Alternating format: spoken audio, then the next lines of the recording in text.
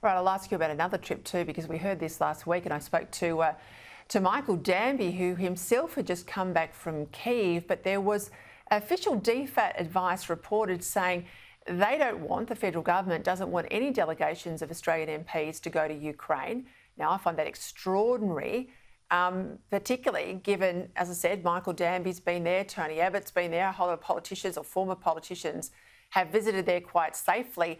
And of course, we're one of the only countries who once had an embassy in Ukraine who were still hiding out in Poland. Everybody else seems to have gone back. Do you think we should be in Ukraine as well in a delegation?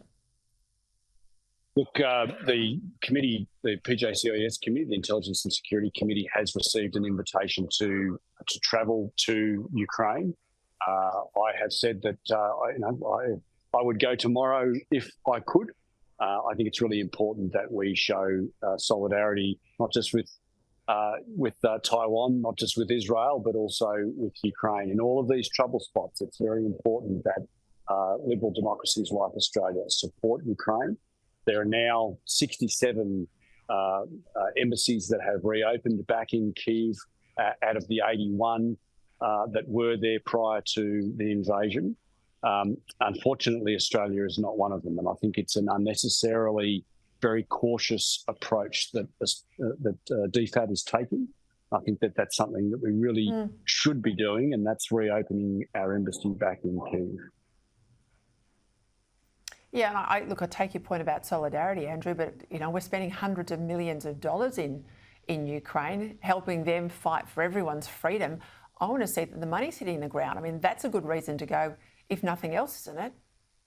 Well, look, I mean, when we were in government, we were the largest non-NATO contributor to defence material being sent to Ukraine. We have slipped well and truly down that list now since the Labor government have taken the reins. And if you look at the last military shipment of equipment that we sent over, it was material that was dating back to the Vietnam War era of armoured personnel carriers and the like. So, the Defence Department have done a clear out of their garage sale and have got rid of some surplus material. But, I think that we should be stepping up with things like our helicopters that we're not using and are being threatened to be buried into the ground.